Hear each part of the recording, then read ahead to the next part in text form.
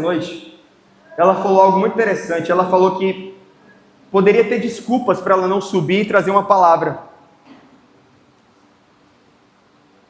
Se eu contabilizar as horas de sono que eu tive essa semana, eu não sei se cumulativas chegam a 10 horas, eu não sei. Mas eu tenho uma missão. Eu não sei quais são as lutas e aflições que você tem no seu dia a dia, mas você tem uma missão. E essa palavra veio como um bálsamo, um refrigério do Espírito sobre essa casa. Alegrei-me quando me disseram, vamos à casa do Senhor. Aqui é espaço para alegria. Porque ainda que nós venhamos a ter lutas e aflições, o Senhor prepara uma mesa de refrigério, de paz. O Senhor forja no nosso coração um caráter de um homem e uma mulher com coragem, com disponibilidade, que apesar das circunstâncias, se move para obedecer a Deus. Muitos são chamados, poucos os escolhidos. Dói o meu coração saber que a porta é estreita e poucos entrarão por ela. É como eu sempre falo, faça parte da minoria com privilégio e com alegria no seu coração. Deus está em busca daqueles que irão permanecer. Feche seus olhos, eu quero orar por você agora. Espírito Santo, eu não sei como cada pessoa chegou aqui nessa noite. Eu não sei qual é o problema. Eu não sei qual é o tamanho do desafio. Eu não sei quais são as lutas. Mas uma coisa eu sei que Jesus está na casa nessa noite. E onde a tua presença habita, há consolo, há paz, há esperança, há alegria. A nossa oração nessa noite é que o nosso coração permaneça inabalável, que nós possamos vencer em fé, além daquilo que os nossos olhos possam ver, que nós possamos olhar para Cristo nessa noite e encontrá-lo como a resposta para as nossas aflições. Obrigado, Jesus, porque nós cremos que a sua presença ela é real sobre esse lugar, e nós iremos nos mover debaixo da tua palavra. Obrigado pela vida de cada um que está aqui nessa noite, que nós possamos beber da tua fonte, sermos alimentados pela tua palavra e sairmos daqui refrigerados pelo teu Espírito, em o nome de Jesus, amém. 1 Samuel, capítulo 22,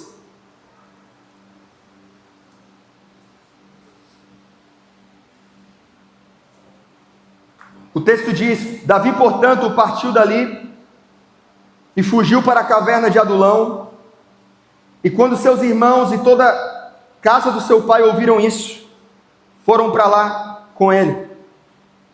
E todos que estavam em aflição, estavam em dívida, estavam descontentes, juntaram-se a ele. E ele se tornou capitão sobre eles, e com ele havia cerca de 400 homens. Na primeira semana que eu voltei a ministrar, eu li o texto de Mateus 13 para vocês, e eu falei sobre 3 tipos de solos infrutíferos. O primeiro solo é o solo que está à beira do caminho. É a pessoa que recebe a palavra, mas não compreende a palavra.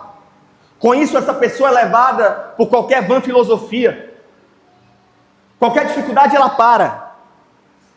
A falta da compreensão da palavra, eu tenho dito, fala muito mais sobre um coração preguiçoso do que sobre um bloqueio no mundo espiritual.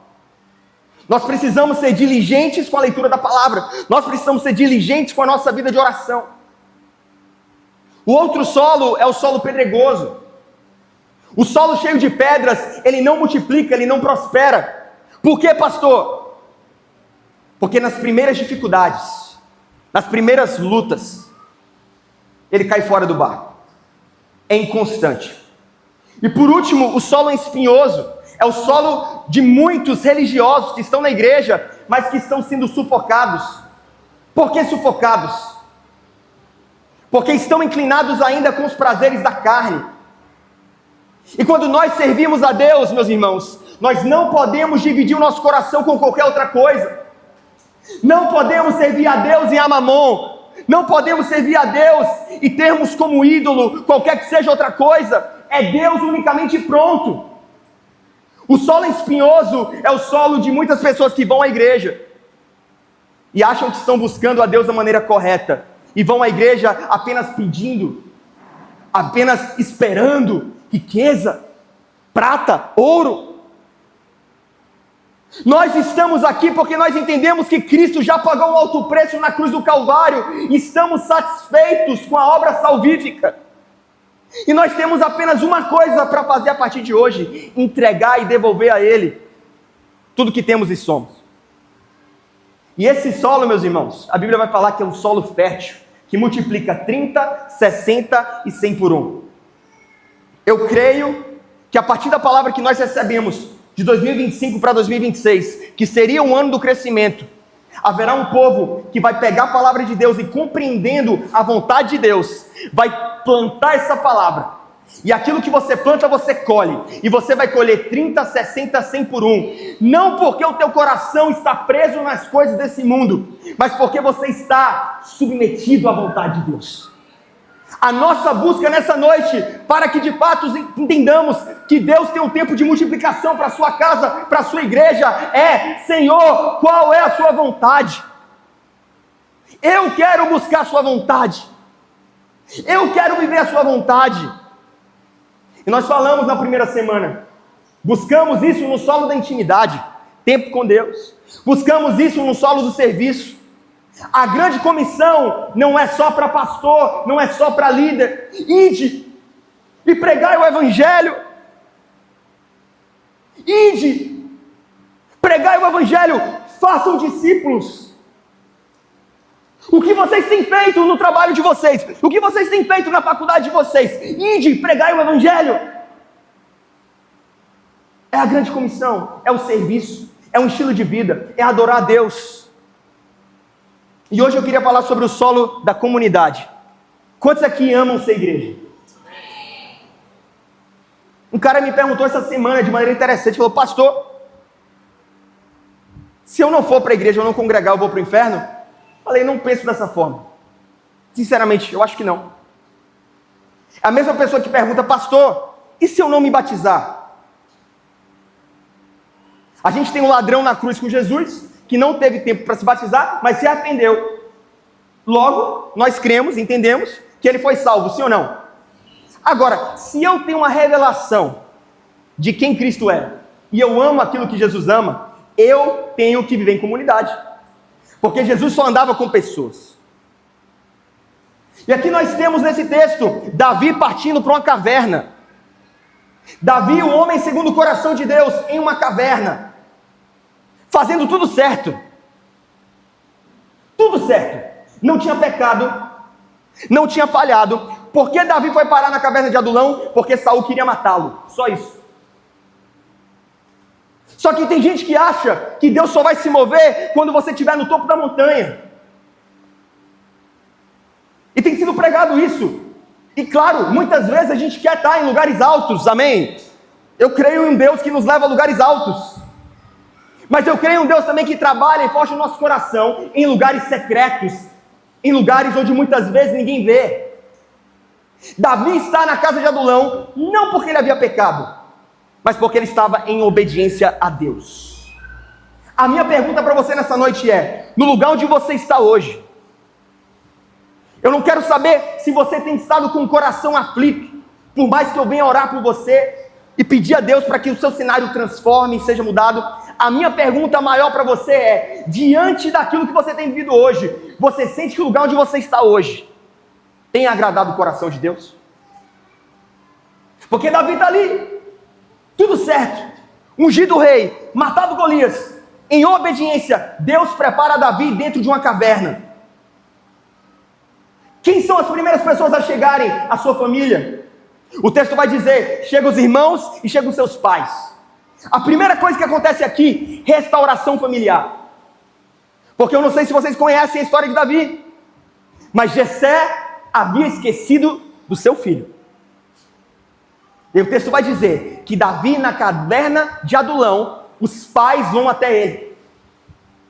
Muitas das vezes, a restauração A restituição, a transformação que Deus tem para a sua vida não será no topo da montanha, mas será em um lugar de obediência, onde muitas das vezes você vai se questionar se esse é o lugar que Deus tem para você.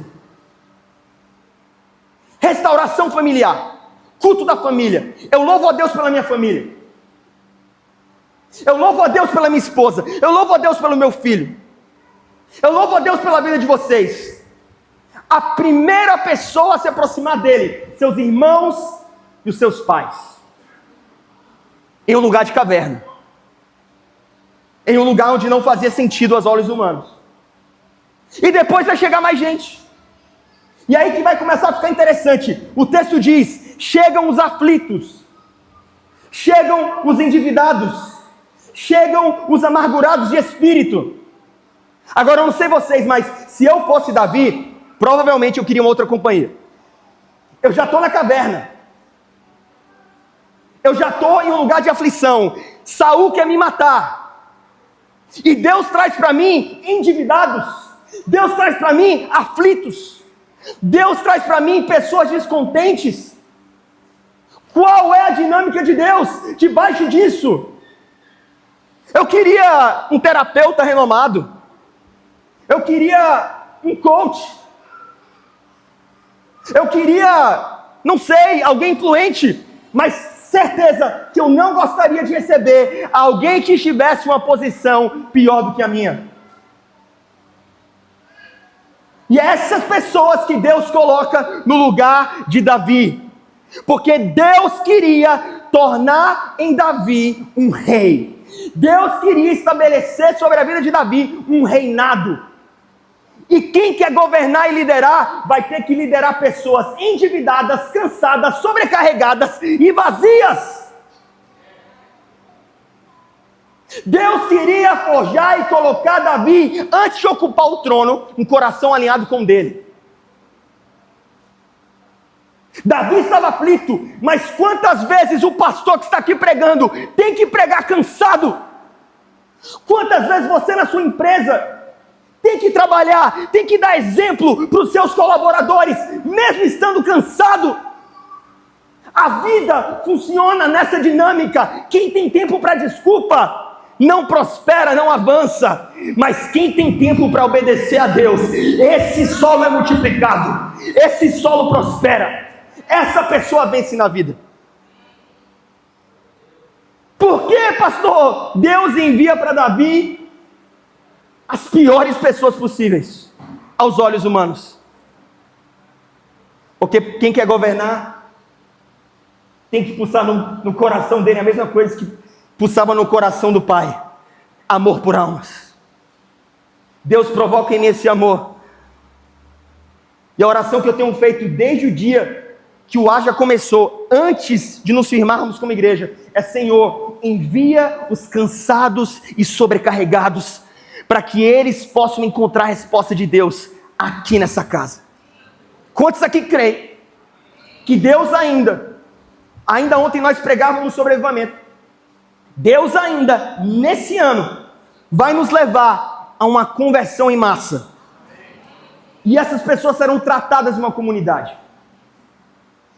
Quantos creem verdadeiramente?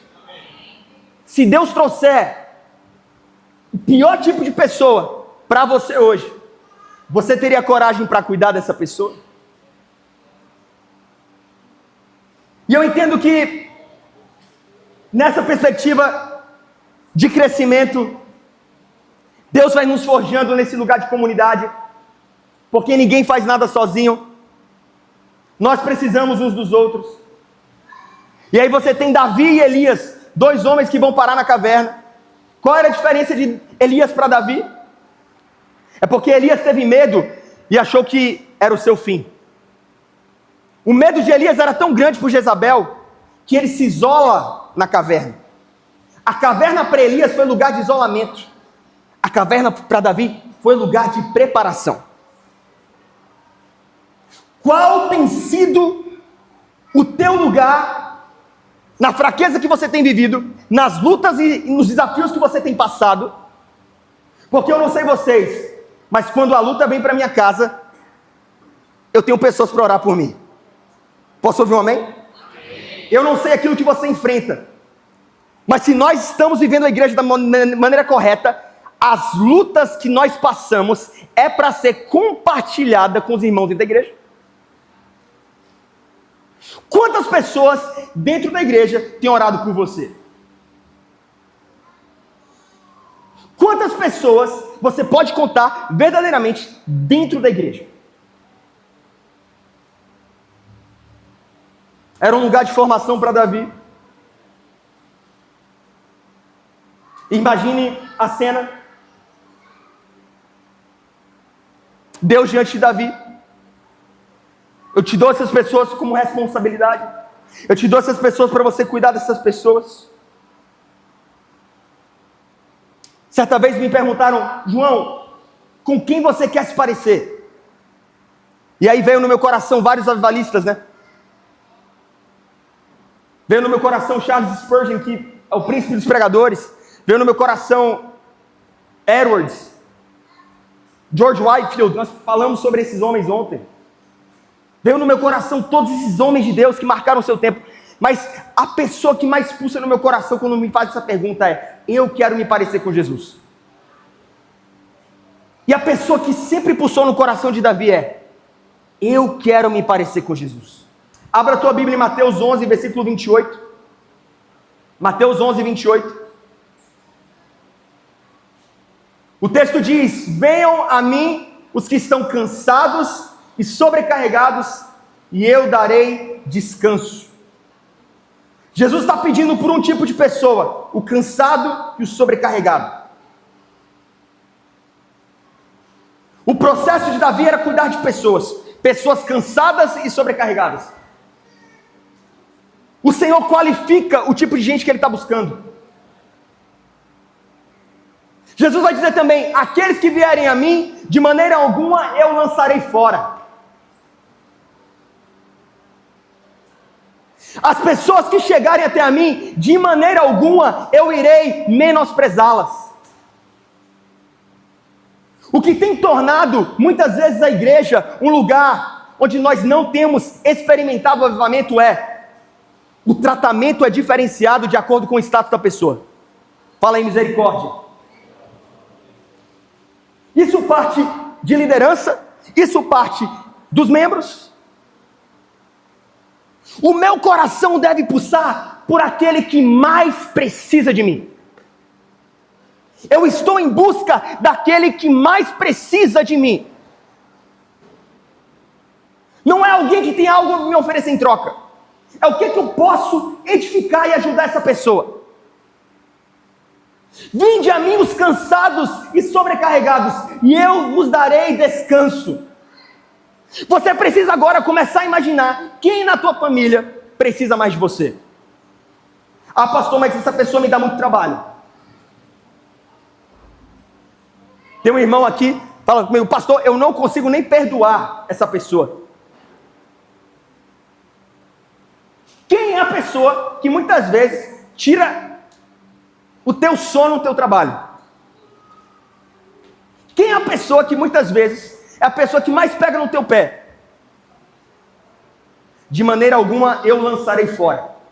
No nosso trabalho, na nossa casa, na nossa família, por onde nós passarmos, nós precisamos carregar o mesmo coração de Jesus. Vinde a mim os cansados e sobrecarregados, e eu vos darei descanso. Não é sobre network gospel, né? Teve gente chegando para mim falando, um tempo atrás, eu estava em uma igreja grande, sou amigo pessoal desse pastor, estudei com ele no seminário. Falou: pastor, por que você anda tanto com esse cara? Eu digo: porque ele me ensina a amar Jesus mesmo. Por que o ministério desse cara, você está tanto participando dos cultos? É porque é um ministério que bombou e que deu certo? Não, pelo coração que há no coração dessa pessoa. Nós iremos criar em nome de Jesus na nossa congregação algo que vai contagiar uns aos outros. O teu coração vai ser tão sedento por Deus que você vai gerar filhos espirituais. Você vai fazer discípulos. E esses discípulos serão numerosos. Esses discípulos darão fruto. Você vai pregar, você vai falar de Jesus, e as pessoas vão segui-lo, vão se arrepender dos seus pecados, e eu vou querer andar com você, não porque você é alguém famoso, não porque você tem muito status, mas porque você carrega o mesmo coração que é carregado em Jesus. A gente está viciado por resultado, e muitas vezes nos perdemos por não saber diferenciar o que é fruto e o que é resultado. Você vai dar fruto, amém? 30, 60, 100 por um. Mas com a boca aberta. Mas querendo não fazer e fazer. É pegando a oportunidade e pregando o evangelho. Pois como invocarão aquele que não crê? Como pregarão se não há quem pregue? Eu preciso entender isso. Porque existe um potencial escondido. Escuta isso. Existe um potencial escondido em muita gente que a gente está julgando como fracassado. Existe potencial escondido no drogado. Posso ouvir um amém? Existe potencial escondido no alcoólatra. Existe potencial escondido em homens que estão atrás das malhadas, assim como Davi. Deus não vê como o homem vê. O homem vê a aparência. Deus vê o coração. Chama Davi de trás das malhadas. Eu quero ungí-lo como rei. Existem reis e rainhas, príncipes e princesas perdidos lá fora. E a gente não tem pregado o evangelho. E a gente não tem comunicado uma graça de olhar para o cansado e o sobrecarregado e chamá-lo para perto. Deus traz para Davi os endividados. Deus traz para Davi os cansados, os oprimidos. E Deus fala para Davi: cuida, Davi. Em meio à tua aflição, cuida, Davi. Porque enquanto Davi estava de trás das malhadas, Davi estava construindo um alinhamento com o coração de Deus. Sabe o que tem faltado para mim e para você? No nosso tempo com Deus, a gente tem buscado mais por respostas do que conhecer o coração de Deus. Eu preciso entender que ao estar diante da presença de Deus, a primeira coisa, a minha primeira busca deve ser: Senhor, eu preciso te conhecer mais. Quanto mais de Deus eu tiver em mim, maior é a obra que será revelada e realizada através de mim. Mas se eu não conheço a Deus, eu me torno alguém sem fruto. Se eu não conheço a Deus, eu até começo pela empolgação, eu até faço alguma coisa pelos dons que foram dados a mim, mas eu não permaneço constante. E é chegar num tempo que Deus está separando o joio do trigo. Nós temos dito isso em culto. Deus está formando um exército. Deus está formando um povo. E esse povo precisa caminhar com o mesmo coração de Deus. Mas é tudo aparência hoje em dia. Desempenho, resultados. E Deus em busca do coração. Deus em busca do coração. E eu volto a repetir. Qual é o maior sinônimo de avivamento dessa igreja? Eu, como pastor da igreja, recebendo a revelação do coração de Deus. O maior sinônimo de avivamento dessa igreja tem sido o extraordinário sendo revelado no ordinário. Como assim, pastor? Pessoas que chegam aqui se convertem. Amém? Glória a Deus, aleluia. A gente ama a conversão. Depois da conversão, essa pessoa se batiza. Glória a Deus. Depois de se batizar, o que acontece? As pessoas se conhecem, começam um relacionamento, depois se casam, e depois de se casarem, o que acontece? Tem filhos, e depois que forma família, essa família vive para honra e glória do nome do Senhor Jesus. Isso é um avivamento genuíno, verdadeiro. O Vitor e a Giovana, que estavam aqui, que nós consagramos o segundo filho, o mesmo processo. Se converteram, se conheceram, se casaram, tiveram filhos e hoje estão declarando que a família pertence ao Senhor Jesus. Isso é sinônimo de avivamento. Sabe quem já entendeu isso? Quem já entendeu isso? Quem já entendeu isso? O nome principal da Europa hoje em dia, sabe qual é o nome principal da Europa entre os homens? Maomé, fundador do islamismo. Mais de 5.000 crianças foram registradas na Inglaterra e no país de Gales no ano de 2023. Inglaterra, sinônimo de reforma, de conserto, de olhos que foram abertos através da escritura da palavra. País de Gales, avivamento País de Gales. Hoje, repleto de pessoas que já entenderam que o extraordinário é revelado no ordinário, mas a igreja não está entendendo isso. Eu tive a oportunidade de ir a Londres em 2024, cidade linda. O que mais me chamou a atenção nessa cidade, escuta isso, eu ia para Israel, teve guerra em Israel, nós tivemos que refazer a viagem. Quando nós chegamos em Londres, cidade linda, mas o que mais me chamou a atenção foi chegar nos metrôs e ver mensagens como Free Palestine, liberte a Palestina. Ver mensagens de gestos obscenos sendo proferidos à nação de Israel.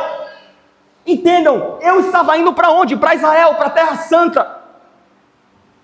Eu orei tanto por essa viagem, que a minha avó me presenteou com essa viagem. E eu falei, Deus, eu vou pisar mais uma vez na Terra Santa. Os planos foram refeitos por quê? Porque estavam bombardeando Israel. Quando eu chego em Londres, o que é que eu me deparo? Liberte a Palestina. Diga não a Israel. Por que isso tem acontecido? Porque eles entenderam que o extraordinário é revelado no ordinário. Um homem e uma mulher se convertem ao islamismo hoje e se casam, e têm filhos, e doutrinam seus filhos, e passam a se espalharem pelo mundo, e é a religião que mais cresce, e que em tese vai continuar sendo a religião que mais cresce. Por quê? Porque eles já entenderam. Eu te pergunto nessa noite, nós queremos viver o avivamento? O extraordinário, ele não é revelado em cultos que geram arrepios. O extraordinário, ele não é revelado em cultos lotados, estádios lotados. O extraordinário é revelado quando eu e você, a gente se ajunta, a gente doutrina os nossos filhos, as crianças que estão passeando por aqui são ensinadas na palavra. Vocês querem ouvir um testemunho forte? Na semana passada, uma mãe que é membro dessa casa filmou seu filho dentro de um Uber, falando que ele ama participar dos cultos da igreja de Parede Preta. Vocês não têm noção como eu me emocionei com aquele vídeo. Vocês não têm noção como isso para mim vale muito mais do que essa igreja ter 1.000 membros, 5.000 membros, 10.000 membros. Vocês não têm noção de quanto isso é valioso para o Senhor. Alegrei-me quando me disseram, vamos à casa do Senhor. Essa é a casa onde a presença de Deus habita. E essa é a casa onde eu quero que meus filhos cresçam. E que eles sejam ousados, corajosos. E que ganhem a sua geração para Jesus. 30, 60, 100 por 1. Essa multiplicação muitas vezes não fala apenas sobre você, mas fala sobre a sua descendência. Abraão, a tua descendência será numerosa. Olhe para as estrelas do céu. Olhe para a areia da praia do mar. E a palavra se cumpriu. Abraão não teve que vislumbrar tudo, mas a sua descendência, e nós temos visto o poder do Deus de Israel. Mas Deus está nos chamando de repente para esse lugar, dentro do nosso trabalho, onde a gente olha para o drogado, a gente olha para a pessoa que está perdida, e nos convida a cuidar dessa pessoa, e nos convida a formar a família segundo o coração de Deus. Assim como Barnabé enxergou a Paulo, perseguidor de cristão, assassino de cristão, Barnabé falou, eu trago ele comigo, e vos apresento o seu testemunho. Paulo, possivelmente um dos maiores cristãos da história. Quem aqui é fã do apóstolo Paulo? Se você não for fã do apóstolo Paulo, você não lê a Bíblia.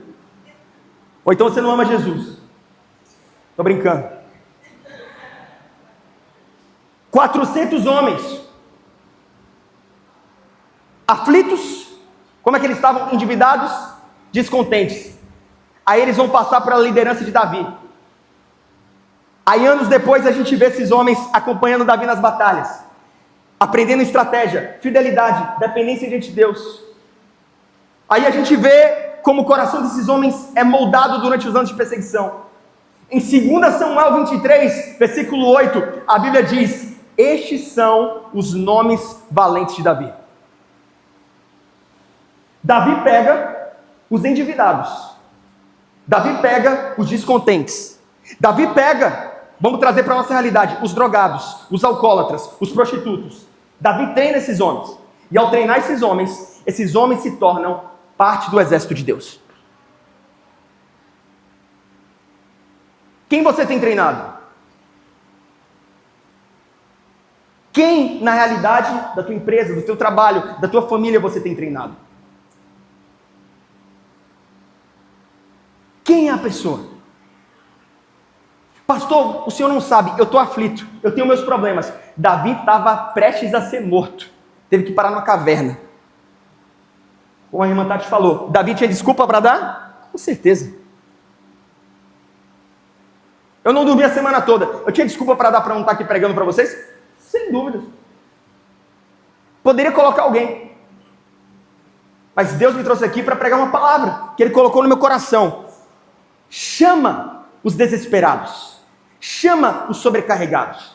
Vivam o avivamento da forma como deve ser vivido. Porque estes são homens e mulheres valentes de Deus. Enquanto você descredibiliza esse povo, Satanás enxerga o potencial e mata esse povo e leva esse povo para o inferno. Que se levantem os homens como Barnabé, como Jesus Cristo, como Davi, que olha para esse povo, investe nesse povo. E as realidades são transformadas nesse povo. Porque eu não vou deixar o suicídio reinar sobre essa cidade. Posso ouvir um amém? Eu não vou deixar a criminalidade, a violência crescer nessa cidade. Posso ouvir um amém? A responsabilidade é minha, é sua, é nossa. Nós temos responsabilidade a partir do momento que nós abraçamos Cristo vivendo em nós. E para encerrar a mensagem, convidando a igreja a viver esse senso de unidade, Jesus morreu para que nós tivéssemos essa unidade. Quando o homem peca, existe separação. Quando o homem falha com Deus, o homem se rebela contra Deus e se rebela uns com os outros.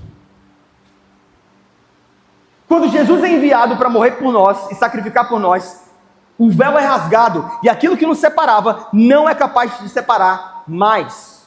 E o texto bíblico diz: Ele é a nossa paz, Efésios 2,14, o qual de ambos fez um e destruiu a barreira, o muro de inimizade. Não somos inimigos uns dos outros, fomos chamados para nos unirmos. A história da Bíblia, conforme o professor Scott McKnight, é a criação, a queda, a redenção para a comunidade e esta comunidade encontrando redenção em Deus. Nós fomos criados para nos relacionarmos com Deus em unidade. E o diabo tentou roubar isso através do pecado. Mas Jesus pagou um alto preço na cruz para que a gente pudesse ser um. E nada nos separa. E eu encerro com a ilustração. O meu segundo ano de seminário teológico, tá? Escola bíblica. Uma das mais conhecidas do mundo. Aí tem gente que fala para mim: o CFNAI tem problema lá, pastor? Eu digo: muito. Mas pastor, numa escola bíblica? Sim, mas tem gente. Onde tem pessoas vai ter problema. Sim ou não? A minha sala de aula, formada por cerca de 40 alunos, estava tendo uma rixa, uma disputa, uma briga interna, um conflito interno. O professor, sem saber, ele entra na sala de aula e a primeira palavra que ele diz é cut it out, que significa para com isso. Todo mundo toma um choque, um susto. O que esse cara vai dizer? Ele falou que há uma semana ele estava orando pela turma e ele havia percebido um espírito maquiavélico, diabólico, de quebra de unidade. Pessoas fofocando umas com as outras, pessoas falando mal umas das outras, pessoas criando barreira de divisão. Ele perguntou pra gente: vocês querem ser o que nesse tempo? Aí todo mundo responde a mesma coisa, porque esse é o lema da escola: World Changers, transformadores do mundo. Nós queremos ser transformadores do mundo. Quantos aqui querem transformar o mundo? Se vocês estão em busca da mesma coisa, por que vocês estão com o coração dividido? Se o anseio de vocês é ganhar o mundo para Jesus, por que vocês estão brigando entre si? Ele fez uma oração sobre unidade, ele fez a oração sacerdotal: Pai, eu oro para que eles sejam um. Assim como eu oro sobre essa igreja, eu oro para que nós sejamos um. Essa oração foi feita, nós partimos para o prático do evangelismo em grupos. Quando nós voltamos, todos os grupos, de maneira unânime, tiveram testemunhos de cura, de libertação e de conversão. Porque o poder de Deus foi revelado na unidade. Há muito tempo, era um grupo ou outro dentro da sala que tinha algum testemunho. Mas depois que nós passamos a nos unir, toda a sala, todos os grupos, tiveram testemunho de conversão, de transformação e de cura. Traga a mim os endividados, traga a mim os oprimidos, traga a mim os cansados, porque eu sou um com Deus, e nós somos uns com os outros. E Deus vai fazer um reboliço nessa cidade, Deus vai transformar pessoas, Deus vai curar pessoas. E eu creio no avivamento, e como foi pregado na noite de ontem, ainda que haja pessoas que não creiam, ainda que hajam pessoas que parem de orar por avivamento, eu irei passar o resto da minha vida orando por isso, porque essa é a vontade de Deus. No seu lugar, não vou pedir para você se colocar de pé não, quero orar por você agora, em nome de Jesus. Feche seus olhos. Senhor, quebra em nós todo elemento que não traga unidade. A minha oração é a mesma de Jesus antes de se entregar ao madeiro.